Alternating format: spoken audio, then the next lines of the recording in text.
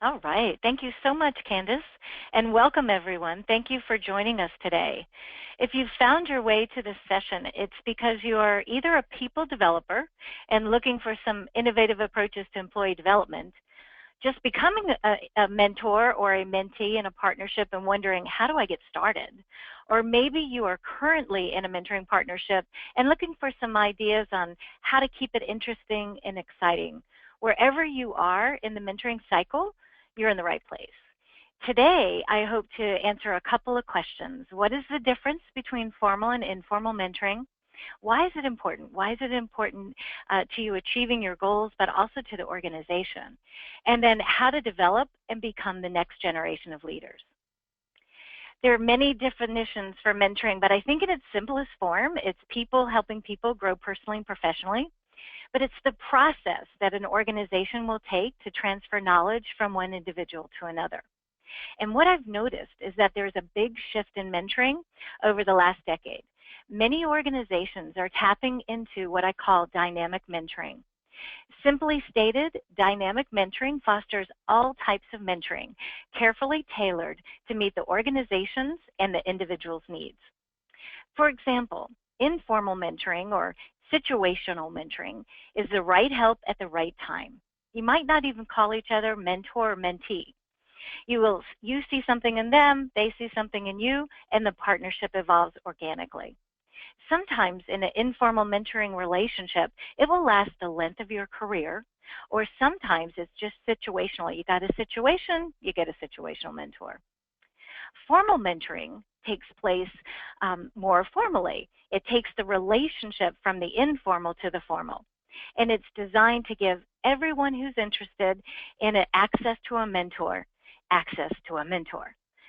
particularly helpful for those individuals who are a little bit more reserved and might need assistance for locating a mentor. So our formal mentoring partnership will create a formal mentoring agreement, might even put together an action plan or a strategy, and they definitely have a meeting schedule, a certain amount of days that they get together, a certain amount of hours.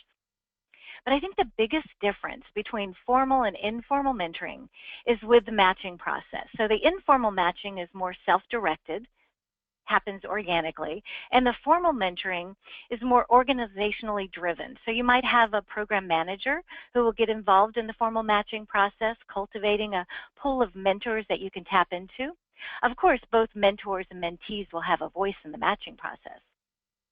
But there are other types of mentoring that is very popular today, and you may have already participated in one or many of these. Group mentoring, where a small group of people will get together, maybe with one or two mentors who will share their knowledge and information. A mastermind group are beautiful examples of group mentoring. Reverse mentoring is becoming very popular in many organizations where a senior executive matches up with a young professional, most likely someone just straight out of college, a new hire, fresh out. Virtual mentoring, very popular with our techies and employees who are located off-site. We have some mentoring partnerships right now that have never met each other face-to-face. They use FaceTime, they use Skype, they use their mobile devices. And then you have peer-to-peer mentoring, which is a great way to share best practices in your area of expertise. Lastly, I think every individual should have a supervisor as a mentor and cultivate that type of relationship. Some of my best mentoring matches and experiences have been previous supervisors who stayed with me the length of my career, even after they retired. But I think the best way to explain what mentoring is to introduce to you what I call the success triangle. And the success triangle is based on three things that successful people have in common. First of all, they're recognized and they're appreciated for their technical expertise. They work incredibly hard to master that expertise and become known not only internally, but externally for their technical knowledge. My mentor used to say to me, don't be a vanilla leader. Find your niche. Find out a way to set yourself apart technically. But successful people also know how to possess good relationship skills. They take time to build relationships, key relationships, with people at all levels within the organization, not only their peers and colleagues, but their key stakeholders. Have you ever met that bright and shining star, technically competent, but they had no clue at how to develop relationships with people or quickly put people at ease?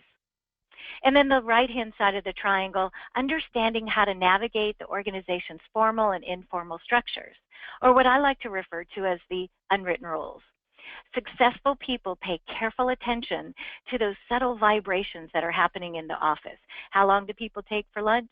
How formally do they dress? How late does everybody work? How quickly should you respond to emails? Whenever I think of the power of the success triangle, I think of one of my partners, Sharon Jinks. She's one of our trainers and strategic partners, and she was driving her daughter across country to set her up for her first job straight out of college. And at one point in the trip, Jen said to her mom, okay, master mentor, what are your tips? What are your tips for success? What's the first thing I should do when I start at this new job? And Sharon said she paused for a second, and then it just hit her. And she said she put her hand into a triangle by placing her thumbs together at the bottom and her index fingers up at the top to create a triangle. And she began to explain these three sides of the triangle and how important it is to find balance. If you invest too much energy on your technical knowledge and don't develop your relationships, you'll find yourself in hot water. And if you don't understand the political inner workings of the organization, you might find yourself stepping in it politically. So Sharon said, the first thing you want to do once you get settled in your job is to find a mentor. And if they don't have a formal mentoring program, don't worry about it. Locate a situational or informal mentor. Well, that was 10 years ago, and her daughter is now one of the youngest VPs in her industry, which happens to be a male-dominated industry. So, Candace, I would just like to pause for a second, and I'd like to get a sense from the audience. What do you hope to gain from today's conversation? Okay, no problem, Kathy. I launched that poll. Great. So attendees that are here, please go ahead and take a look at those options. And Kathy, would you be so kind as to walk us through those? Absolutely. So are you looking to gain a better understanding of the benefits to the organization? So maybe you are a mentoring program designer. Are you looking for ideas on how to locate a mentor? Discuss some of the best practices? Will today be successful if you gain some ideas on how to keep up the momentum in an existing partnership? Or perhaps you are in a relationship right now that you think needs to start closing down, so you want some ideas on how to wrap up that partnership. Perfect. I'm going to go ahead and close the poll. We have some good responses. I'm going to share those results as well. All right, great, thank you. So it looks like our biggest trend right now is about 74% are saying discuss some mentoring best practices. So let's begin just for a second about the why mentoring before I get into the best practices. What I have found is that mentoring is no longer just a nice thing to do.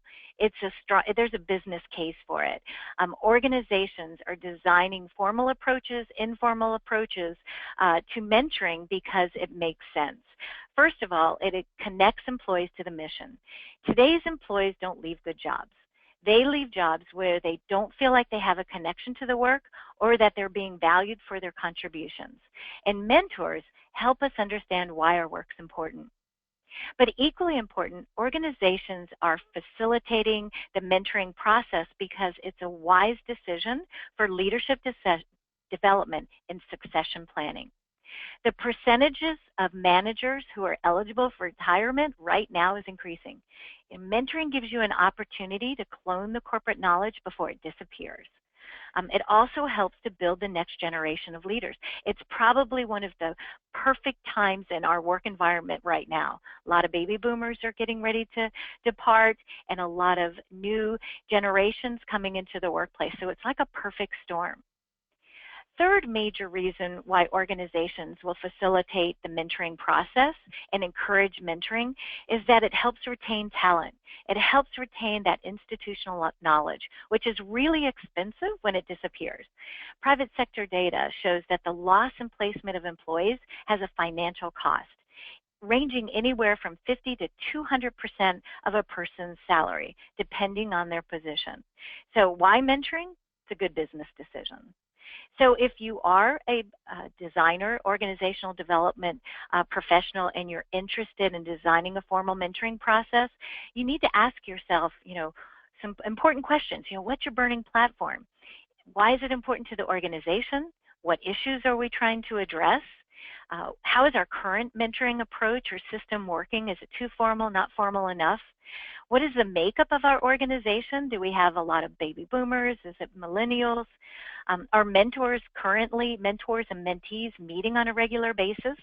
Does the leadership buy in? There's so many questions that you want to ask.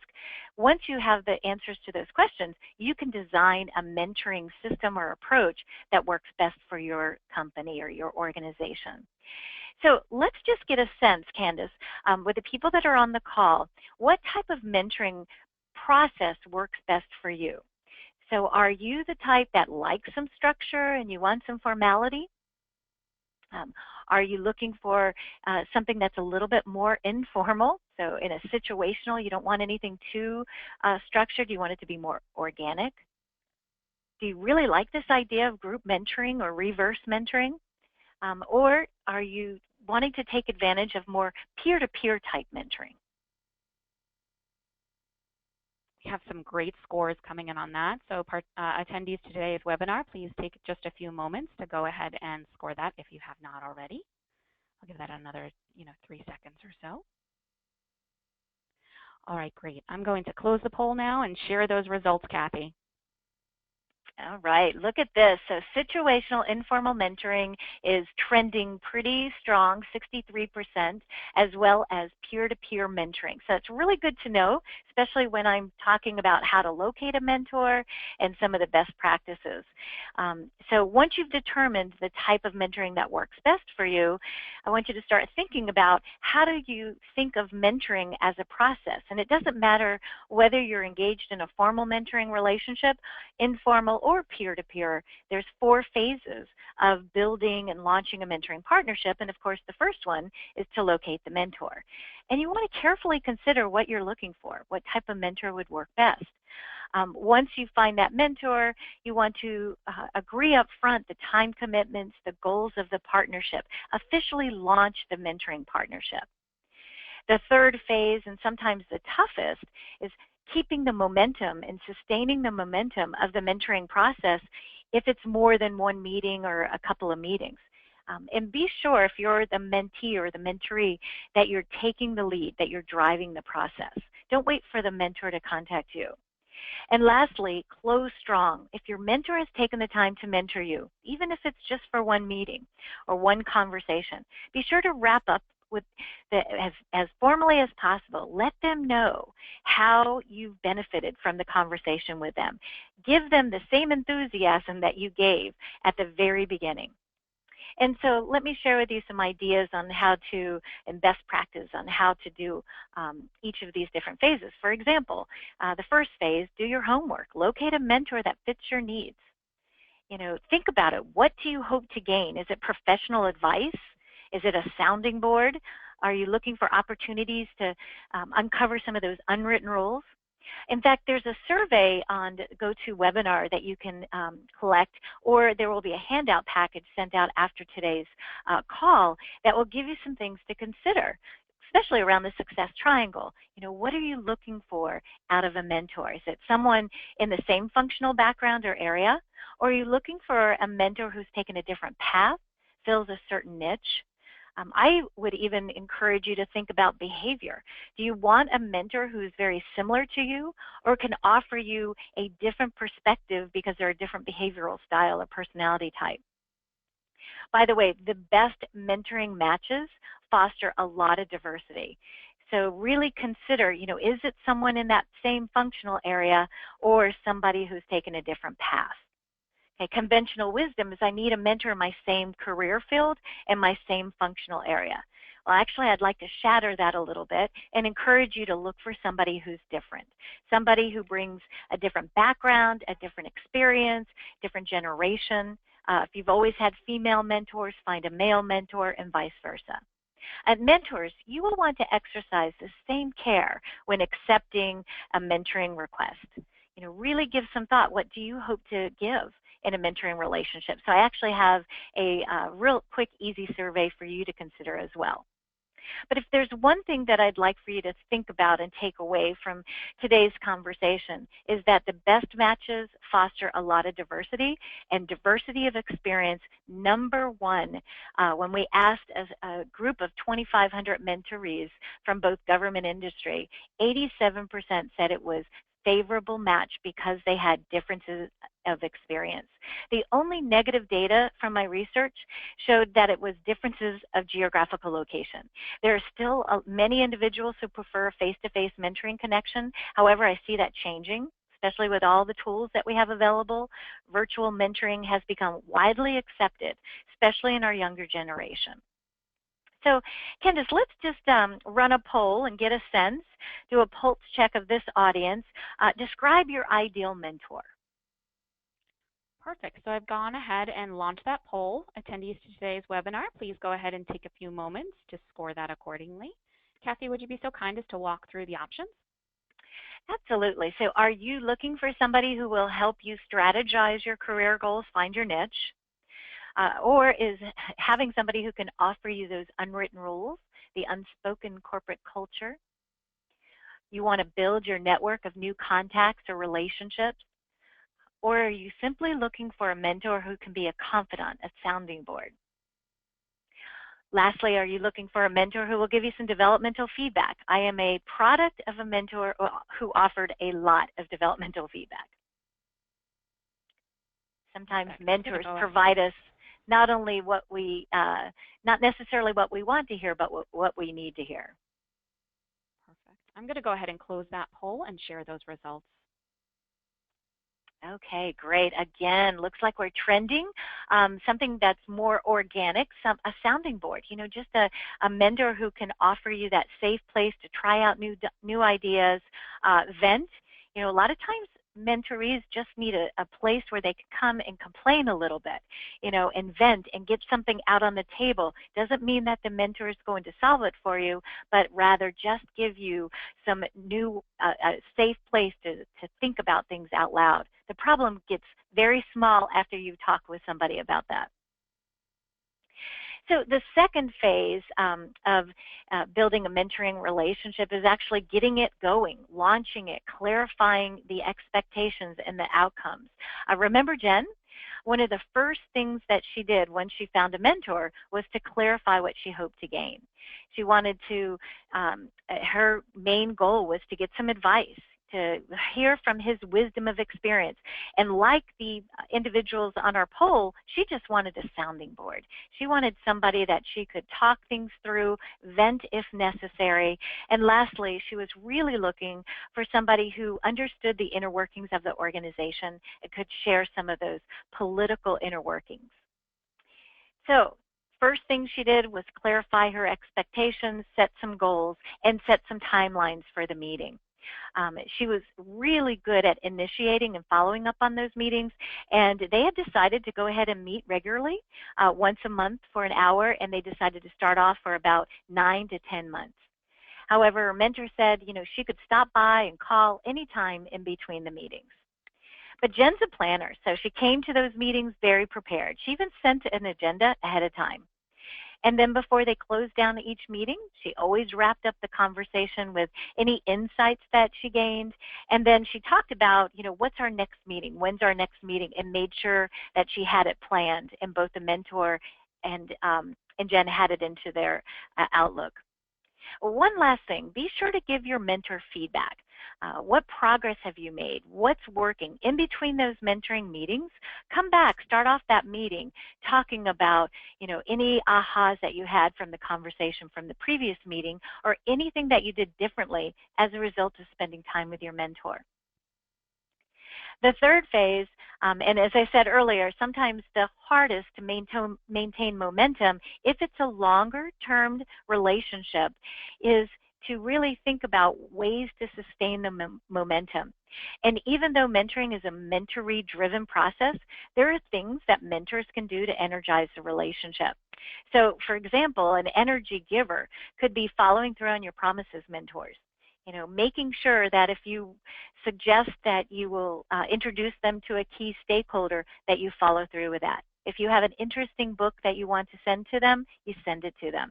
An energy robber, forgetting to show up to the appointments or canceling meetings at the last minute. In fact, 3 canceled meetings in a row, that should be a sign. Need to talk about that. Find out maybe you have the wrong time planned, or maybe the mentoring relationship has run its course. So talk about it. Mentors, you will need to take time to build trust and confidentiality at the very beginning, early stages of this relationship. And so I'm encouraging mentoring partnerships to clarify confidentiality agreements early on. And that can be through that mentoring agreement. I don't know any glue that will put a partnership together if trust has been broken. Mentors, also important and a great energy giver is to share your stories. Not only lessons learned, but success stories. If I knew then what I know now, great conversation. But these are the things that worked really well for me as well. So mentors share their wisdom of experience through their stories. So you always want to have a couple of stories in your back pocket. And lastly, recommend a stretch assignment or an opportunity to network with a key contact. Those are great energizers to keep up the momentum in between mentoring meetings. I know when I first started out my career as a professional speaker and trainer, I took forever getting ready for sessions. A half-day session could take me up to 3 days to get prepared.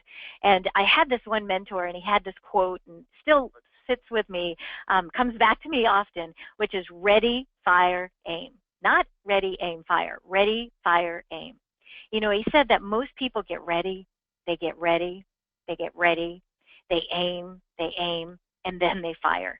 And that target, in most cases, is gone. So my stretch assignment, something that would push me outside my comfort zone, wanted me to do a presentation with absolutely no prep work. So I volunteered to do a presentation at a girls' group home. It was pro bono work. And I tell you, it was probably one of the best stretch assignments that I've had in my career. That was probably 25 years ago. And to this day, I think, if I find myself over-preparing, I always say to myself, okay, ready, fire, aim. You got this, girl. So adults learn best from variety. Make sure that your mentoring plans are dynamic. In fact, we've been conducting studies of the types of activities that mentees have been involved in while working with their formal mentors or informal mentors. 73% said it was some type of networking opportunity that their mentor introduced them to a person or had them shadow this person. So learning from others, 73%. 59% of the mentees working with a mentor said their mentor gave them a hands-on developmental experience that fostered learning by doing, using real work as a lesson. And then 34% said that they took advantage of some type of stretch assignment, something that would push them outside their comfort zone, like when I had to do that girls group presentation. So you've gone through the mentoring process. Now you're at the ending of the stage, whether it's only been one meeting or 1 month or a full year. Make sure that you close strong. Acknowledge what you've learned. And if it's been a long mentoring relationship, celebrate it. Look for a way to really authentically say thank you to your mentor. Their sincere acts of kindness should not go unnoticed. And sometimes I think it gets missed with all the noise and drama that's capturing our attention on a day-to-day basis. But a simple thank you goes a long way to the mentors. I also think while you're wrapping up a formal or informal mentoring relationship, explore how you plan to stay in contact. Don't let this connection, this relationship just fizzle. Stay in contact with them and touch base with them every once in a while. And lastly, continue the good work of mentoring by paying it forward. The best way to say thank you to a mentor is to become a mentor. And by the way, Jen, the youngest VP in the male-dominated environment, is now being mentored to take over the president's position. She believes it had a lot to do with not only focusing on her technical expertise and experience, but concentrating on some of those softer skills, the people skills, and the navigational skills. And by the way, she also had an amazing mentor, and that mentor has been with her for the entire journey.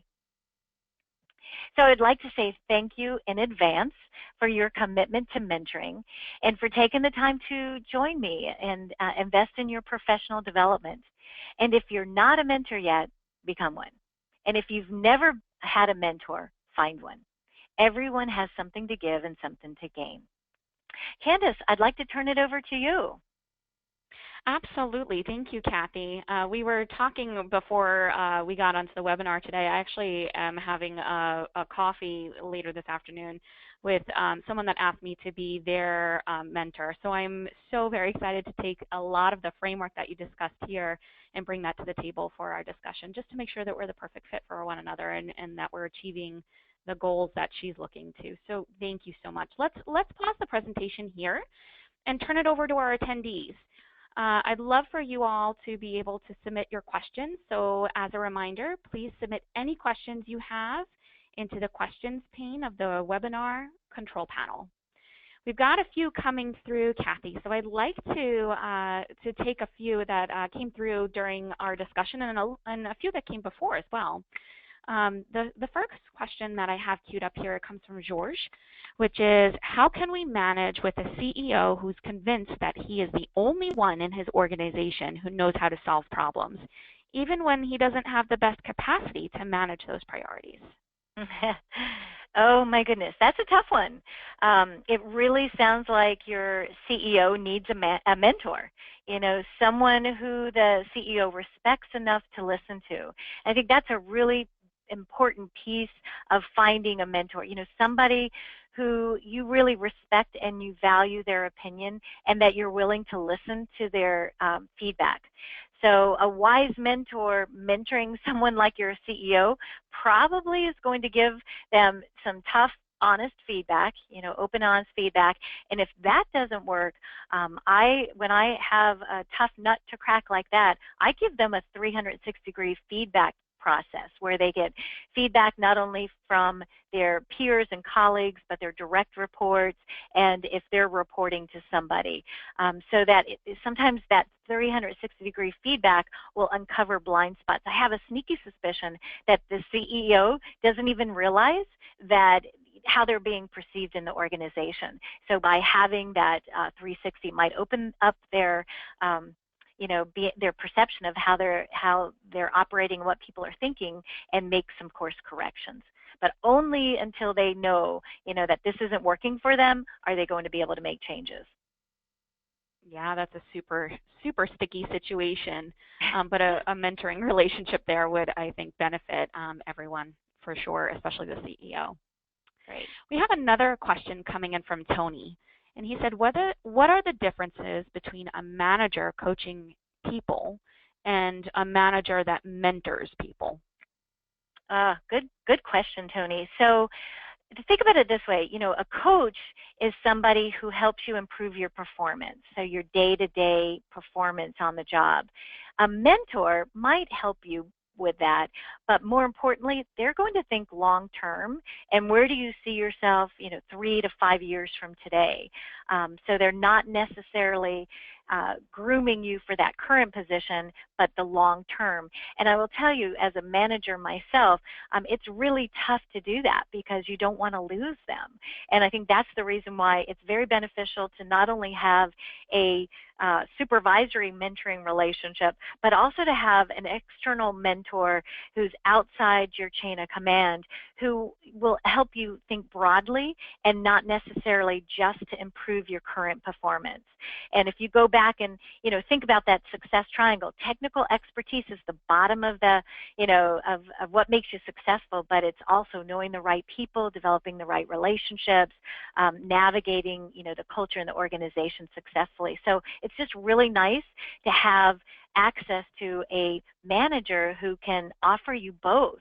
But if you don't have that, if you don't have that manager who can offer you that advancement in thinking, long term, supplement it with some situational or formal mentors. It's a good question. People are always asking me, what's the difference between a coach and a mentor? Yeah, and we had a question come through similarly for Jim Rooney. So Jim, I'm hoping that answered your question as well. We do have another one coming through here, Kathy, from Julie Mathern. And she asked, I'd like to hear more about mentoring with millennials, perhaps even the reverse mentoring notion, such as digital savvy mentoring senior leaders. That's a great question, Julie. Kathy, what's your thoughts on this?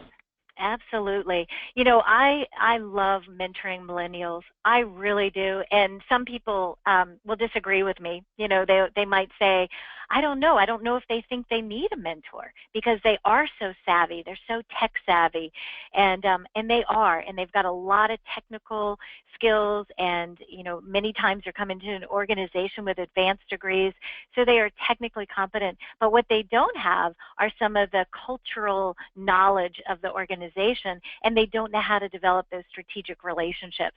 So I love mentoring millennials, but reversing it and bringing in a millennial to work with a senior executive and where they can learn from them, that's a beautiful relationship because they learn, some of the new skills that are out there that, they need to dust off and get some new knowledge around. And what happens by the senior manager or executive mentoring a millennial, it may start off as the millennial being the mentor for a while, but eventually it just kind of morphs, and then they start learning from that senior executive, they being the millennials, and they start learning about some of the cultural norms and the things that they don't find out in school that are very important in terms of getting ahead in the organization and advancing their career. One thing about millennials is that they are so tech savvy that they don't need the face-to-face mentoring meetings, but I think that they really should try to foster more of those and not rely totally on their mobile devices or technology. It's really tough to develop trust in a relationship virtually. So unless you're using Skype and FaceTime and things that you can have that face-to-face connection. So my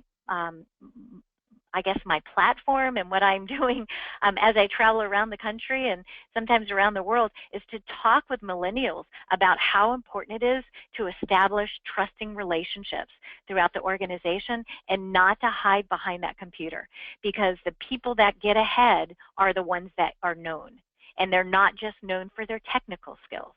So you have to do the hard work, and you have to go old school and take the time to develop those relationships and develop those trusting relationships. So good question. There's so much to be said about them. They are so fun. And once they understand what they need to learn, they're really aggressive in attacking those new skills. So have fun with that. Yeah, that's a great way to kind of bridge those gaps in the multi-generational workforce too. And I love the idea of the role transition that you just highlighted, where you can start off as the mentor, but then you can end up being the mentee pretty quickly, which is an interesting concept to that fluidity. Great. And Candace, it goes both ways too. So the same thing happens with a very seasoned, savvy mentor who's mentoring, somebody who's younger in skill and knowledge, not only in age.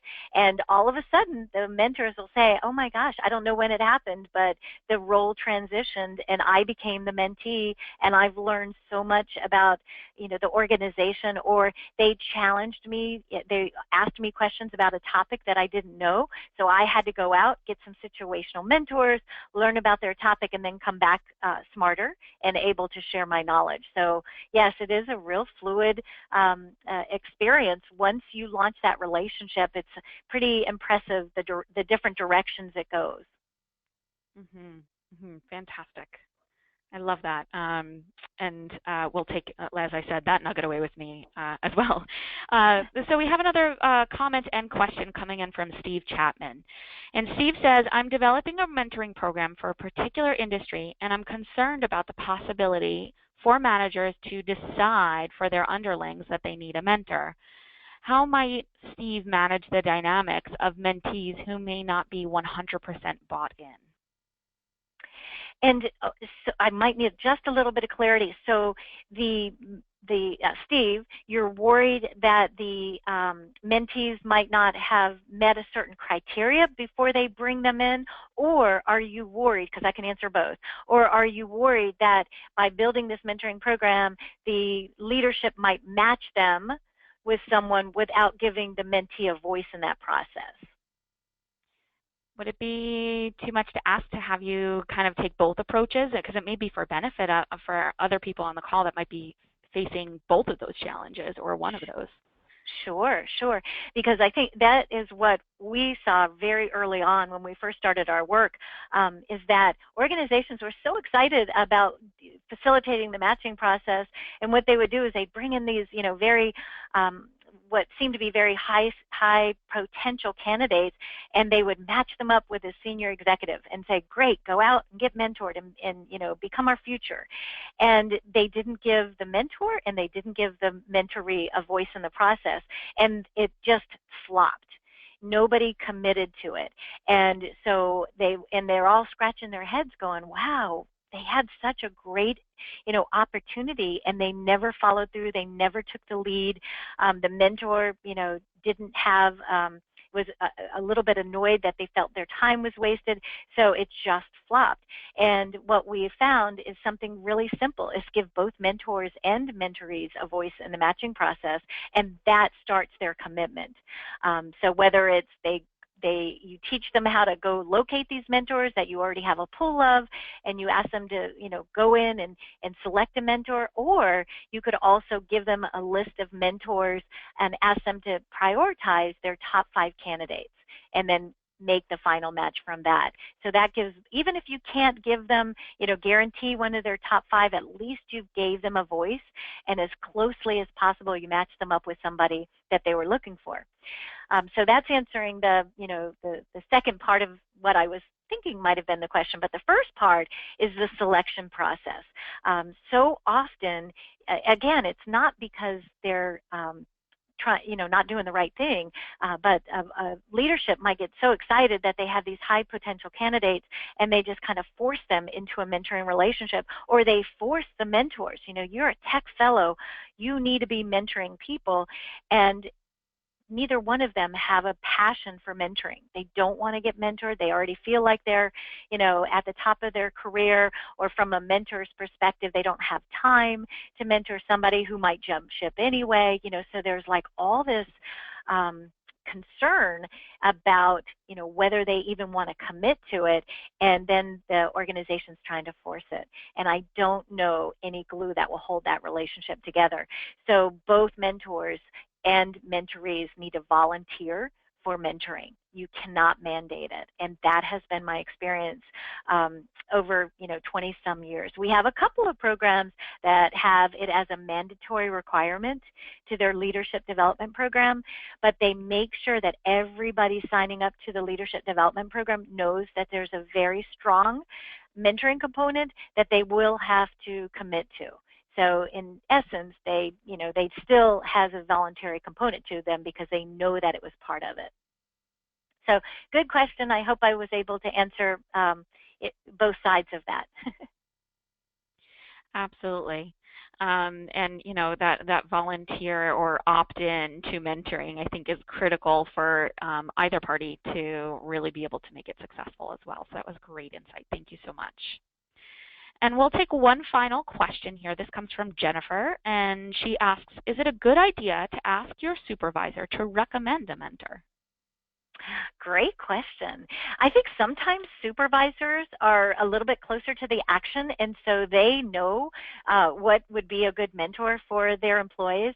So I think it's great to bring them into the loop that way, especially if you're a new hire, new to the organization, and they know the mentors that are in the organization. So they might know, wow, this person would really be good for you. Why don't you give them a call and let them know that I recommended them as one of your candidates. So it's almost like a third-party reference. What happens by doing that, the mentor is grateful that the supervisor recommended them as a mentor, and 9 times out of 10 they say, absolutely, I'd love to be your mentor. So I think it's a great one. And speaking of the supervisor, if you are involved in a mentoring relationship within the organization, I think it's really important to keep your supervisor in the loop, especially if you're going to be meeting with them during company time, if you're putting together some action plans that could take you, away for a stretch assignment. Bringing the supervisor in the loop early on, maybe even introducing them to your mentor, could be very beneficial. And what it does is it actually sends a signal to your supervisor that you are committed to the organization, you're committed to your professional development. See, some of the supervisors are nervous that you're going to leave. And so if you can relieve any of their concerns that you're getting a mentor because you're leaving the organization, they become your advocate and they become part of your team. So now, of course, if you are planning on leaving, that piece of advice does not hold true for your mentoring relationship. Great insight. So you can potentially get a referral or an endorsement, but may want to just rethink the purpose of that mentoring relationship, which is the big takeaway, right? What is the purpose and what are you trying to achieve? So that was superb, superb. Thank you so much, Kathy. And so that is our final question today. So Kathy, thank you for your time. I love the story about Jen and the success triangle and how she was able to essentially rise through the ranks by having not only the technical expertise, right, but also understanding the way that the organization functions as a whole and using mentoring to enable her to move forward. What an excellent nugget to take away from this conversation. So Kathy, thank you so much for sharing your knowledge and perspective. And to all attendees today, thank you so much for joining us. As a follow-up to our presentation, we are going to send you the replay link and a survey where you can give us some feedback on today's webinar. Thank you all, and please stay tuned for our next webinar. Thank you. Have a great day, everybody. Thank you.